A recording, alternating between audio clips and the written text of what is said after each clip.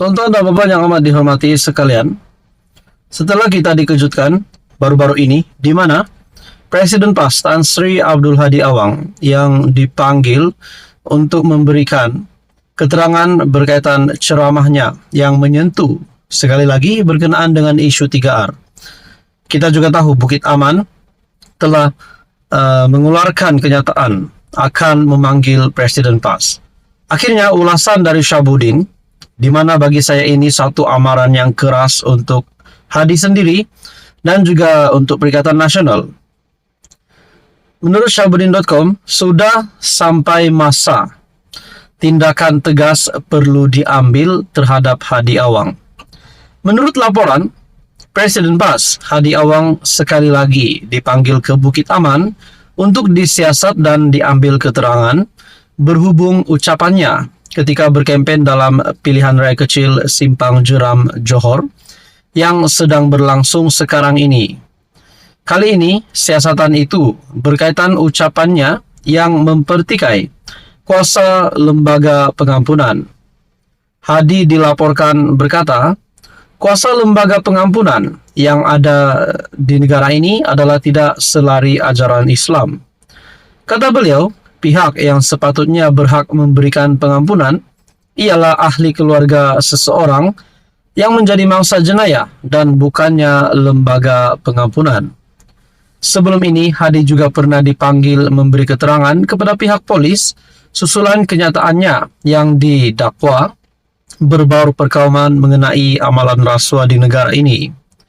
Kita tentu faham apabila Hadi mempertikaikan kuasa lembaga pengampunan, sasarannya tidak lain ialah terhadap Anwar Ibrahim yang telah diberi pengampunan oleh lembaga tersebut pada 2018 lalu. Terlihat Hadi benar-benar tidak puas hati dan sakit hati terhadap Anwar yang kini telah berjaya menjadi Perdana Menteri. Tidak cukup dengan setiap hari meratib kerajaan perpaduan, pimpinan Anwar akan tumbang bila saja ada isu yang timbul seperti ketika pilihan raya negeri atau pilihan raya kecil yang sedang berlangsung di Johor. Beliau kini nampaknya cuba mempertikaikan status pengampunan yang diterima Anwar pula. Tujuannya ialah semata-mata untuk menggambarkan Anwar tidak layak memegang jawatan PM kerana tidak pernah diampunkan oleh keluarga mangsa yang terkait jenayah dengannya. Menurut Syahbudin lagi, rilekslah Tuan Guru.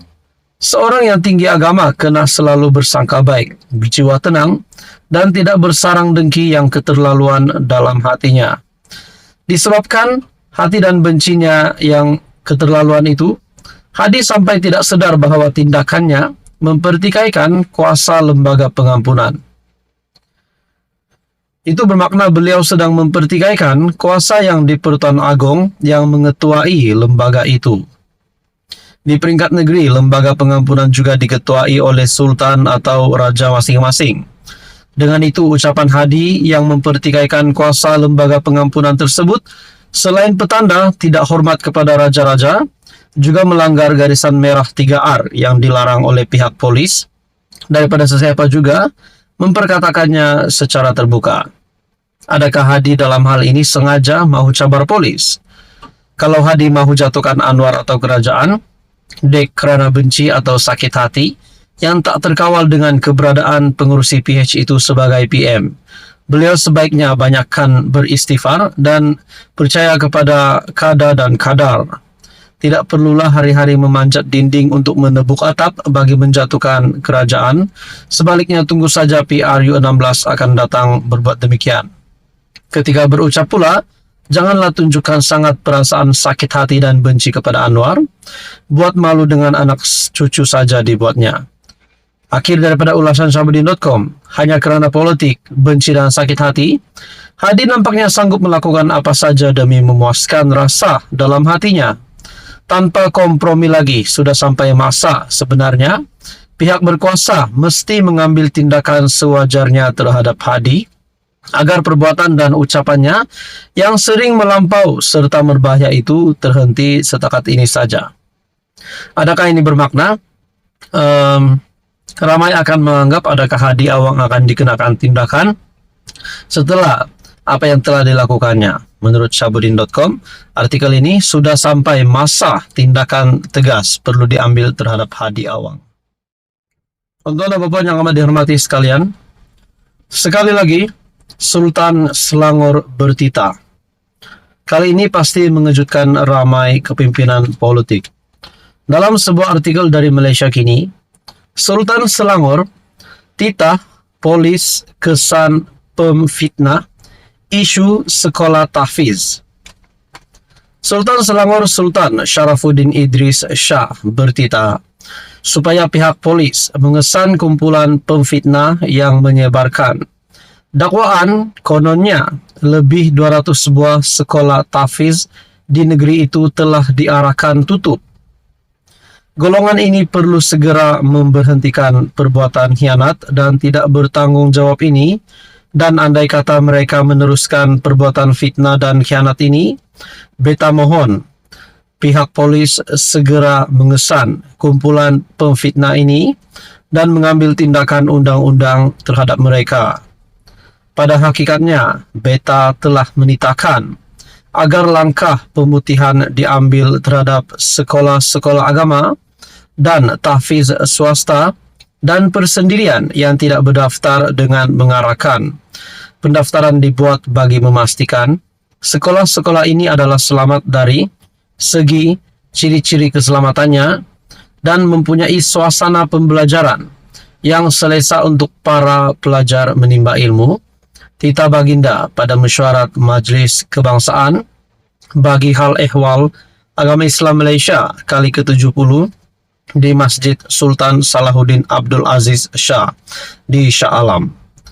Sultan Sharafuddin bertitah, fitnah sebegini amat tidak bertanggung jawab dan amat dikesali Baginda, kerana ianya telah secara tidak langsung merisaukan para ibu bapa dan boleh menghakis kepercayaan orang ramai terhadap institusi agama dan pihak berkuasa agama khususnya di negeri Selangor. Beta mahu mereka yang sering melemparkan fitnah dan tomahan agar mendapatkan fakta yang tepat sebelum melontarkan sebarang tomahan yang tidak berasas. Titah Baginda lagi. Sebelum ini muncul dakwaan Selangor sedang dalam proses menutup ratusan sekolah agama persendirian dan ia dikaitkan dengan DAP.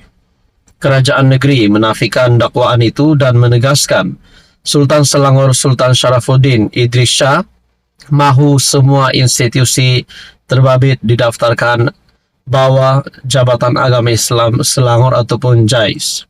Menurut Kerajaan Selangor, garis panduan pemutihan sekolah agama institusi tahfiz yang dibangkitkan bermula sejak awal 2021 lagi, serta bagi mengelakkan kejadian seperti kebakaran maut di institusi agama sebelum ini.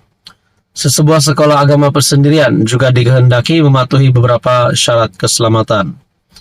Beta juga mencadangkan agar pihak JAKIM menyediakan kertas kerja bagi membuat dasar dan prosedur yang komprehensif bagi pendaftaran institusi-institusi tahfiz swasta dan persendirian untuk diguna pakai di setiap negeri. Titah Baginda lagi.